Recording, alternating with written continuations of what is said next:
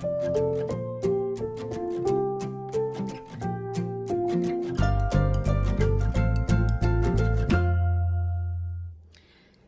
everybody, it's Emily, the Crazy Worm Lady. I'm here today with our Forbidden Foods experiment. This is our, it's about almost 2 weeks actually, update on the cabbage that we fed. That was not just cabbage, it was coleslaw. So that was something I've never fed. It's highly controversial because of the oils, you know, that are inside of the mayonnaise and things like that that are in coleslaw.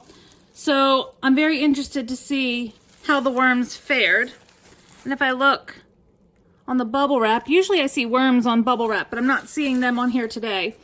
But I'm gonna fold this up and take this out of here for a second so we can take a peek and see what's going on. I want to see if you guys can see. I don't know if it's coming through very well, but maybe if I lift a little here, you can see. Do you see those little red bugs running around? There's also some springtails. Those are the white bugs, but these little red bugs, they look like itty bitty spiders. There's one down here, a white one further down. Those are mites, and mites are not a bad thing. And look, there's a cocoon amongst the mites. The mites are usually indicative of a slightly acidic bin or a slightly wet bin. So it's not really anything to be worried about. Acidity is really not an issue in worm bins like people think. It's actually the buildup of ammonia if your bin gets anaerobic and is overfed. So I'm not worried when I see mites or springtails, any of that type of thing anymore. I used to be, don't worry. But the castings up top here look really nice. But we did feed down in the middle. So let's look over here on the sides first and see what we see. And these are European night crawlers in this bin. And there's not many worms really at all.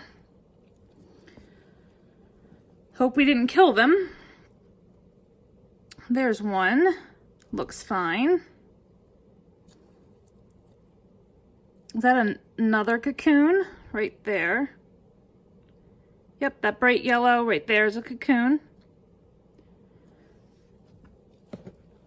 And this is along the perimeter where the worms aren't even really hanging out right now, so it's pretty cool. But all of these worms that I'm picking up look healthy. There's just not very many of them. I thought if there was a problem, they would probably be hanging out on the perimeter. But I'm not seeing too many, which makes me think either they're all dead in the middle or they're all thriving in the middle. Hard to say just yet. I don't smell any odor, which is a good sign. If there's a smell, oftentimes that can be indicative of a major problem, especially if the food's been in there for a while. But I don't smell anything off. So let's just dig in.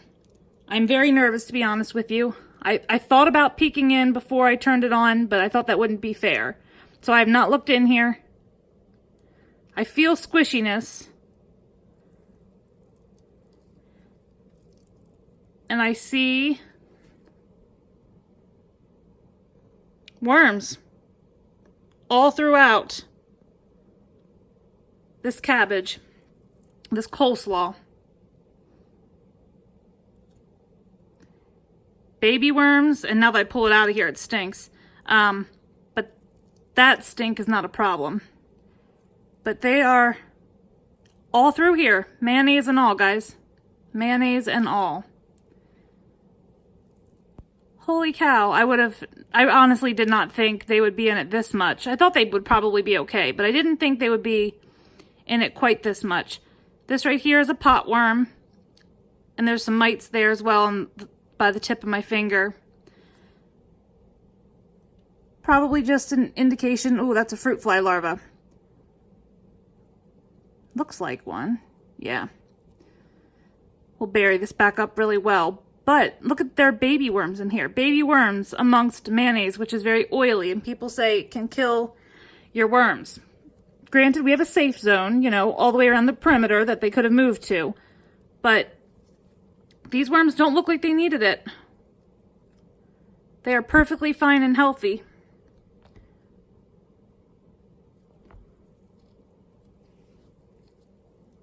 I am really surprised. I mean, I see my bedding in here as well.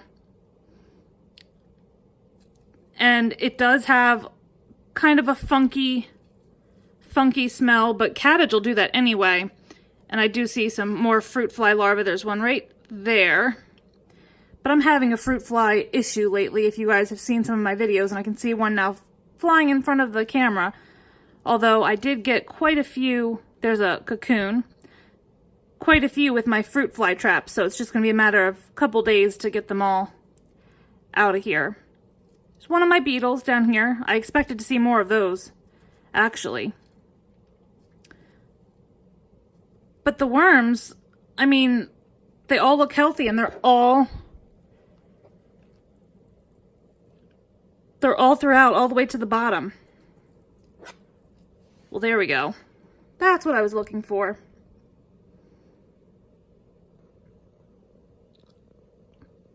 So who would have thought worms can do really well with leftover coleslaw? So I guess that goes to show, again, that things in moderation are really okay. The worms will most likely do just fine. It's one of those things, keep a safe zone. You know, the thing that we all preach, you know, try something small, try it in a small area, make sure they do okay with it, and then you can feed more. But worms can handle a lot more than we can imagine, I think. I think we imagine them as being a little bit more sensitive to things than they really are. They're quite resilient. And they find a way of waiting and moving in when things are conducive to them. And it seems like in this bin, this cabbage has become conducive, and they are just all over the place. So since I already started digging everything up, I'm just going to kind of flip this. And the quality of the castings in here is absolutely gorgeous. Ooh, I feel some more squishiness. Look at that. Another fruit fly larva. I wonder if this is where all my fruit flies are originating from. It's the most larvae I've seen in the last few days, and I've been filming a lot.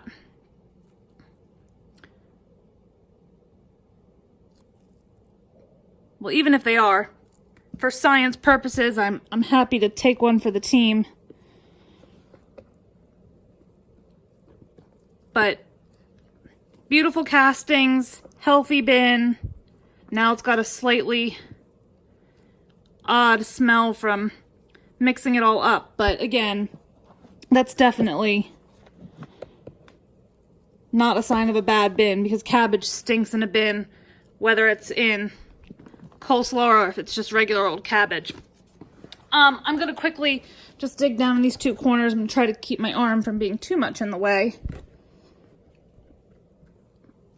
It's hard when I film, try to control the camera with one, my arm with the other, and I always end up reaching across the camera view at least once or twice, and I apologize for that.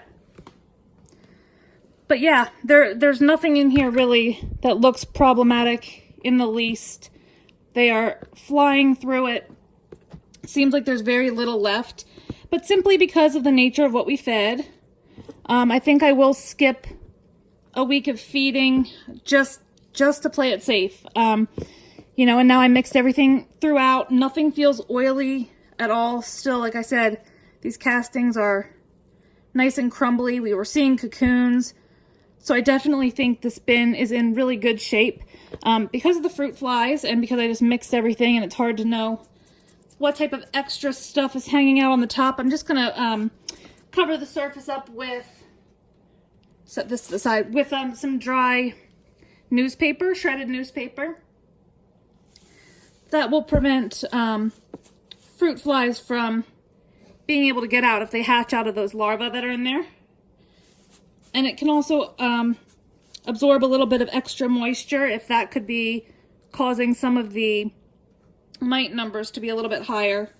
And now that I've turned it all up, I see a few more of the little beetles hanging out too. So always a good preventative measure or something to do if you're seeing some pests is just kind of pile on some dry bedding and let them go for a week or so without feeding so that the balance can be restored. So I'm not going to film all of this. I'm just going to probably put this, you know, it's what, like a 1.5 inches, 2 inches of dry bedding across the top. I will put my cover back across the top and we will leave it for another week. And I do have another big surprise feeding next week. I received a package from someone several weeks ago of this forbidden food. I think it's gonna be really fun to do, but I do want to make sure that this bin stays nice and healthy. So we'll give it another week and then we'll come back for the big reveal of the next exciting food. So let me know what you think. Drop those comments below.